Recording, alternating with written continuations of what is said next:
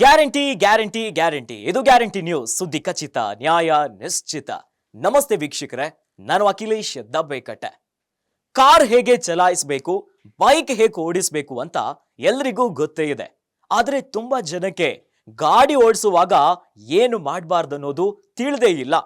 ಇನ್ನು ಇತ್ತೀಚೆಗಂತೂ ಈ ಯುವ ಜೋಡಿಗಳು ನಡು ರಸ್ತೆಯಲ್ಲೇ ರೊಮ್ಯಾನ್ಸ್ ಮಾಡೋ ವಿಡಿಯೋ ಅಂತೂ ಸಿಕ್ಕಾಪಟ್ಟೆ ವೈರಲ್ ಆಗ್ತಿದೆ. ಅಬ್ಬಬ್ಬಾ, ನೋಡಿ ಈ ಜೋಡಿನ, ಎಷ್ಟು ಆತುರ ಇವಕ್ಕೆ. ನಡು ರಸ್ತೆಯಲ್ಲೇ ಕಿಸ್ಸಿಂಗು, ಅದು ಕಾರು ಓಡಿಸುವಾಗ್ಲೇ.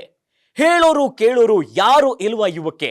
ಈ ಪಡ್ಡೆಗಳಿಗೆ ಕಾರು ಕೊಟ್ಟಿರೋರ್ಗೆ ಮೊದಲು ಬಿಸಿ ಮುಟ್ಟಿಸ್ಬೇಕು ನೋಡಿ. ಕಚ್ಚಿ ಕಚ್ಚಿ ನಿನ್ನ ತಿನ್ನಲ್ಲ, ಚುಚ್ಚಿ ಚುಚ್ಚಿ ನಿನ್ನ ಕೊಲ್ಲಲ್ಲ.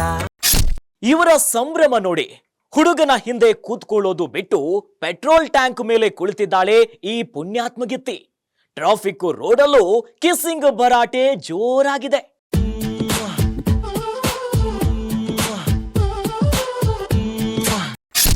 ಅಯ್ಯೋ, ಈ ಜೋಡಿದು ಅದೇ ಕತೆ. ಚಳಿಗಾಲ ಅಲ್ವಾ, ಮೈ ಬಿಸಿ ಆಗಬೇಕು ನೋಡಿ. ಹಂಗಾಗಿ ಹುಡುಗನಿಗೆ ಬಿಸಿ ಅಪ್ಪುಗೆಯನ್ನ ಕೊಡ್ತಿದ್ದಾಳೆ ಪ್ರಿಯತಮೆ.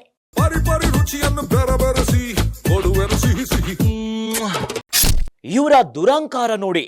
ಕಾರಲ್ಲಿ ಸನ್ ರೂಫ್ ಇರೋದು ಗಾಳಿ ಬೆಳಕು ಒಳಗೆ ಬರಲಿ ಅಂತ. ಆದ್ರೆ ಈ ಜೋಡಿ ತಾವು ಎಣ್ಣೆ ಹೊಡಿತಿರೋದನ್ನ ಇಡೀ ಊರಿಗೆ ತೋರಿಸಿಕೊಂಡು ಓಡಾಡ್ತಿದ್ದಾರೆ. 7:00ವರೆಗೆ ತುಟಿ ಒಣಗತ್ತೆ, ಏನು ಮಾಡೋಣ. ಚಿಕ್ಕ ಮಕ್ಕಳು ಸನ್ ರೂಫ್ ನಲ್ಲಿ ಇಣುಕಿ ನೋಡುವುದು ಸಹಜ, ಅದು ಕೂಡ ಅಪಾಯಕಾರಿನೇ. ಆದ್ರೆ ಈ ಪಡ್ಡೆಗಳು ಮಾಡ್ತಿರೋದೇನು ನೋಡಿ. ಒಪ್ಪಂದ ಬಾಟಲ್ ನೋಡ್ರಿ ಇವರ ಅವಸ್ಥೆನ. ಇದು ಮೆಟ್ರೋ ರೈಲು. ಅಕ್ಕಪಕ್ಕ ವಯಸ್ಸಾದವರು, ಹೆಂಗಸರು, ಮಕ್ಕಳು ಕೂತಿದ್ದಾರೆ. ಆದ್ರೆ ಈ ಜೋಡಿ ಮಾಡ್ತಿರೋದೇನು?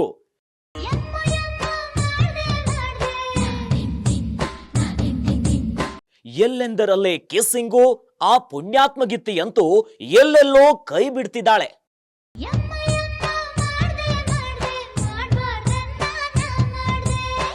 ಇಲ್ಲಿಯವರೆಗೆ ನೀವು ನೋಡಿದ್ದೆಲ್ಲ ದುಡ್ಡಿದ್ದವರ ದುರಂಕಾರದ ಸ್ಟೋರಿ.